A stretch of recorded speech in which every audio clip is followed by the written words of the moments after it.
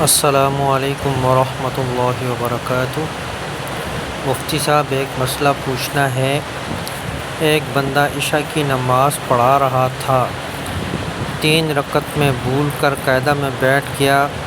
فوراً پیچھے سے مقتدیوں نے آواز دی تو امام صاحب فوراً کھڑا ہو گیا اور آخر میں سجدہ سہو نہیں کیا، تو کیا یہ نماز ہو گئی ہے یا نہیں؟ وضاحت فرمائیں۔